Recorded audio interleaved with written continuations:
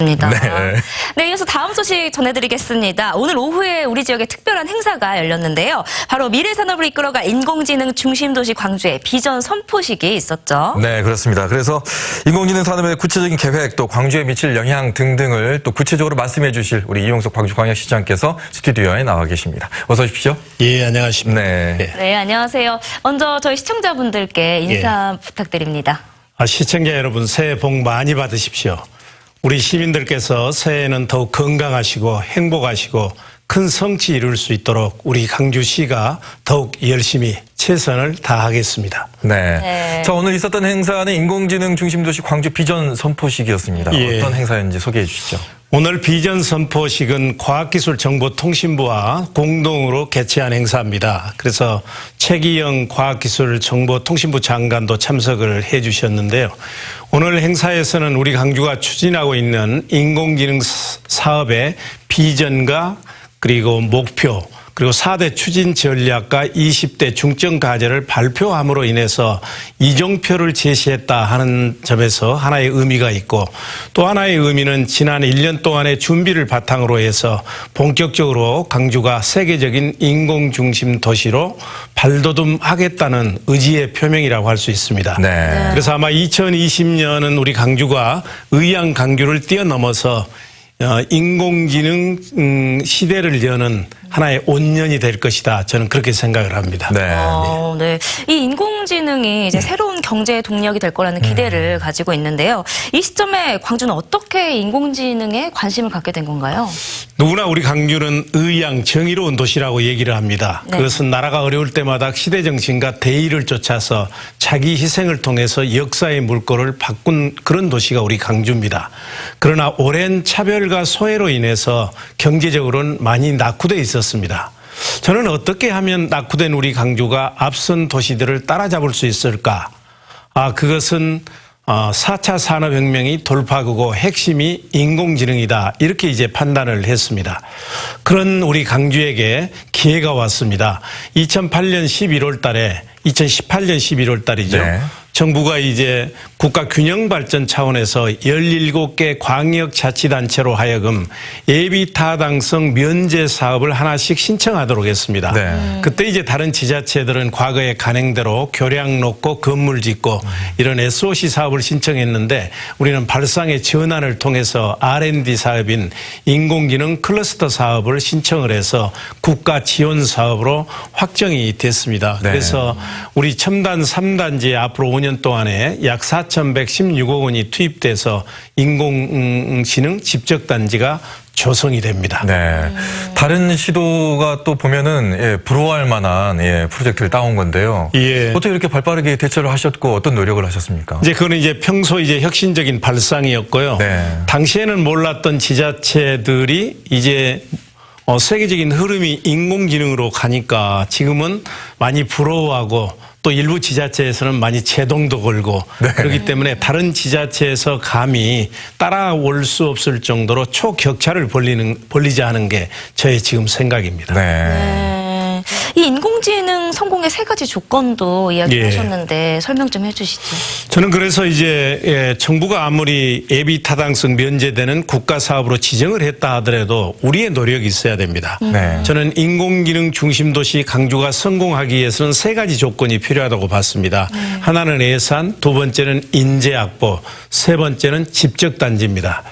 아까 말씀드린 것처럼 예산은 다행히 국가가 10년 동안에 1조 5년 동안에 4,116억 원이 확보가 됐고 금년 예산만 해도 국비가 626억 원. 네. 그러니까 지방비까지 해보면 약 한 1,000억 원이 우리 첨단 3단지에 집중적으로 투입이 됩니다. 그렇게 해서 예산 문제는 됐고 두 번째가 이제 인재입니다.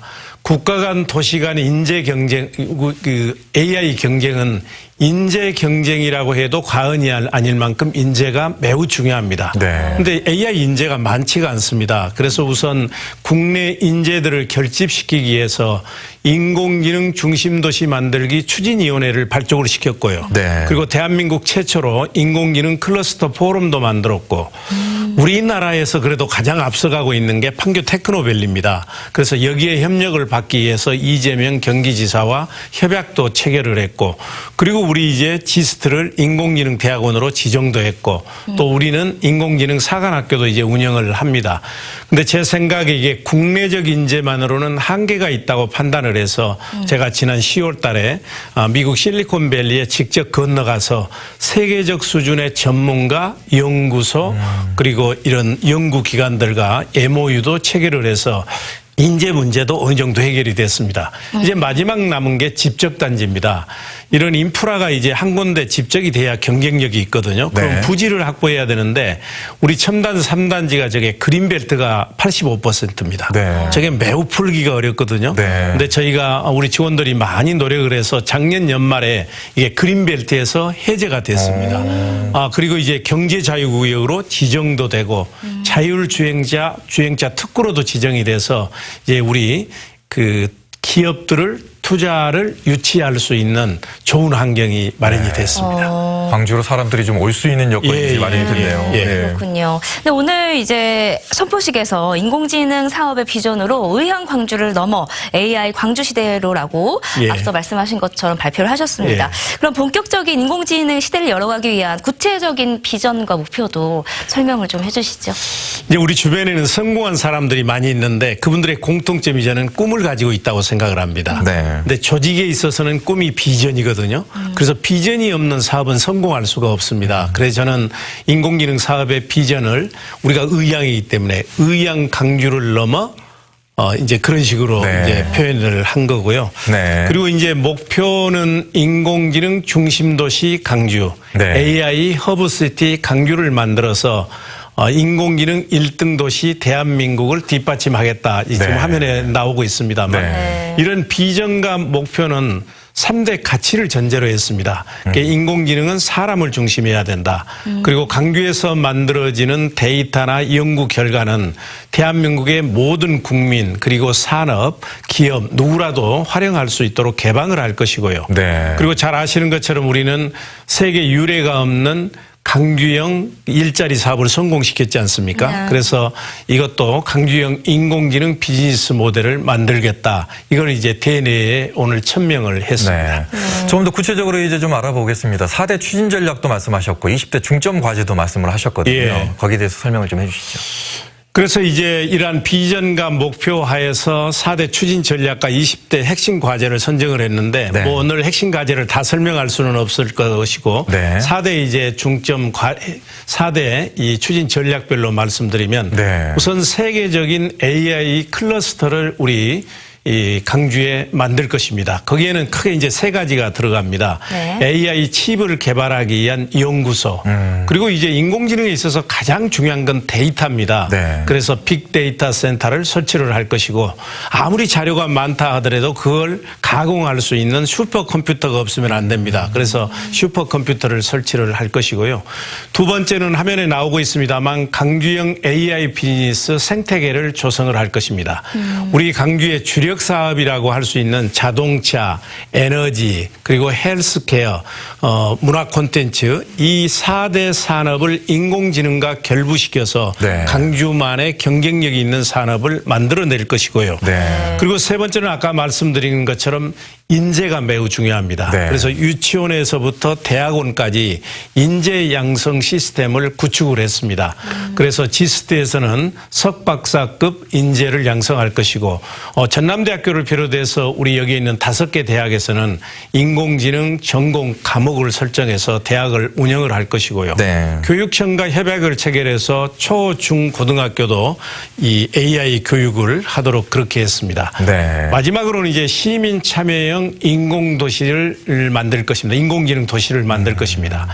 우리가 추진하고 있는 인공지능 도시가 다른 나라의 인공지능 도시와 결정적으로 다른 점은 뭐냐? 다른 나라의 인공지능은 대부분 전문가들이 참여해서 전문가들 위주의 인공지능 도시입니다. 네. 근데 우리는 150만 강주 시민들이 모두 참여해서 함께 만드는 그런 이제 인공지능 도시를 만들려고 생각하고 있고 네. 특히 우리가 일상생활에서 소비하고 생활하면서 만들어진 데이터 있지 않습니까? 네. 이런 마이 데이터 기증하는 그런 운동도 해서 다른 도시와 차별화를 이루어 가겠습니다. 자, 광주가 5년 후 또 10년 후에는 정말 미국의 실리콘밸리 부럽지 않은 한국형 실리콘밸리가 되지 않을까라는 생각이 드는데 끝으로 5년 후 10년 후에는 광주가 어떻게 변할 거라고 생각하십니까? 짧게는 5년, 길게는 10년 안에 이제 우리 광주가 세계적인 인공지능 중심 도시로 발돋움할 것입니다. 네. 과학기술부가 발표한 거에 의하면 이걸로 인해서 1,000개의 AI 기업이 창업되고 네. 7,000개의 일자리가 만들어지고 5,000명의 인공지능 전문가가 만들어질 것이라고 전망을 하는데 저는 이보다 훨씬 큰 성과를 창출할 수 있을 것으로 네. 확신합니다. 자, 많이 그러니까 광주에 투자하러 오십시오. 5년 후 10년 후에 많이 바뀌니까 지금부터 빨리 오시면 되겠습니다. 오늘 나와주셔서 고맙습니다. 예, 감사합니다.